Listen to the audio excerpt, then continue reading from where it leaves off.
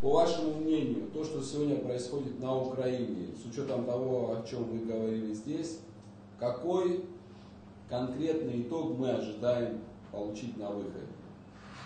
Не только завершение спецоперации, достижение поставленных целей, я имею в виду геополитический итог. И влияние этого итога на постсоветское пространство. Спасибо. Первое.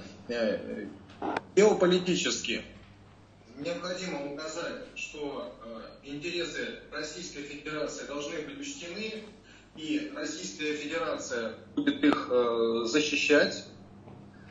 Далее. Геополитически государство Украины как антироссия должно перестать существовать. Это должно быть либо нейтральное и дружественное для России государство.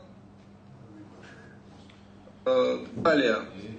Соседи, такие как Польша, должны понимать, что ее экспансия на Украину не будет воспринята Россией спокойно, что такие заявления о том, что они готовы, часть Украины взять под свое крыло без участия, возможно, самого народа Украины, они не имеют под собой достаточно большой силы и не будут иметь юридической. Дальше еще один, на мой взгляд, важный аспект. Вот с учетом того, как ведет себя Российская Федерация по отношению к Украине, к введению этой самой операции, к исполнению своих обязательств, несмотря на такую агрессивную в свою сторону политику.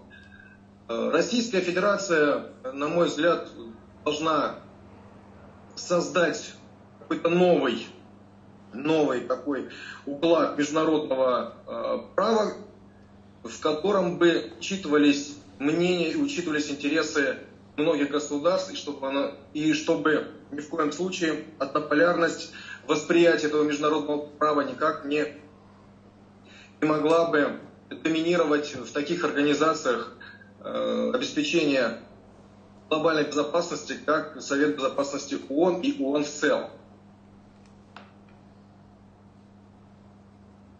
Ну и, конечно же, всему миру необходимо дать посыл, что Российская Федерация является экспортером безопасности.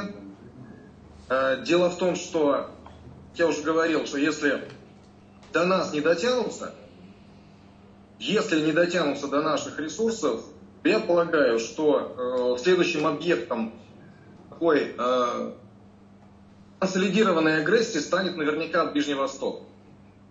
Отсюда участившиеся контакты с лидерами государств Ближнего Востока, с монархиями.